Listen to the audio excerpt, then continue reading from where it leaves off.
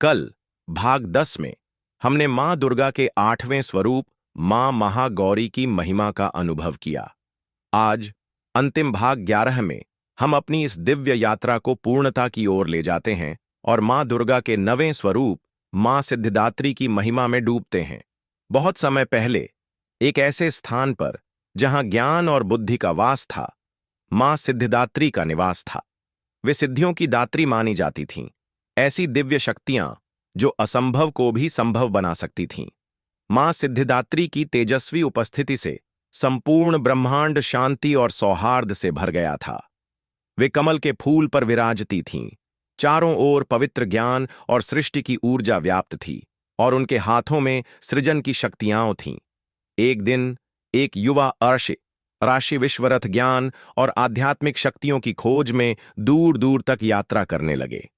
उन्होंने वर्षों तक तपस्या की थी और सिद्धियां प्राप्त करना चाहते थे ताकि वे दूसरों की सहायता कर सकें और ब्रह्मांड के रहस्यों को समझ सकें।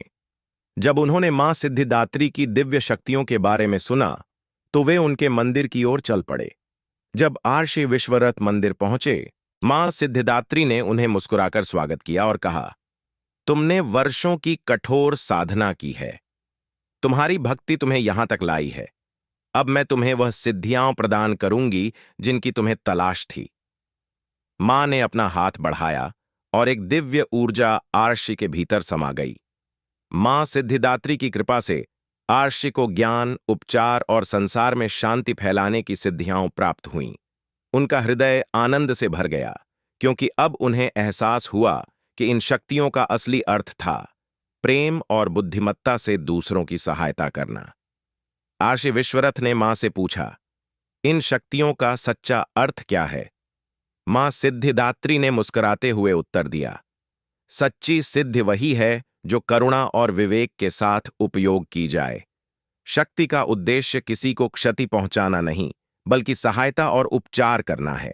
सबसे महान सिद्धि है अच्छा करने की बुद्धि। उस दिन के बाद से आर्षि विश्वरथ ने अपनी शक्तियों का उपयोग जरूरतमंदों की सेवा में किया और जहां भी गए शांति और सौहार्द फैलाया, मां सिद्धिदात्री के आशीर्वाद से।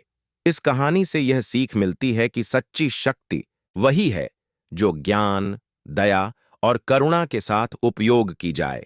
इसी से मां सिद्धिदात्री के साथ हमारी चैत्र नवरात्रि की यात्रा समाप्त होती है। हम मां के आशीर्वाद को अपने हृदय में संजो कर रखते हैं। 9 रातें, 9 स्वरूप, एक दिव्य शक्ति जो हमें शक्ति, प्रेम और प्रकाश से मार्ग दिखाती है।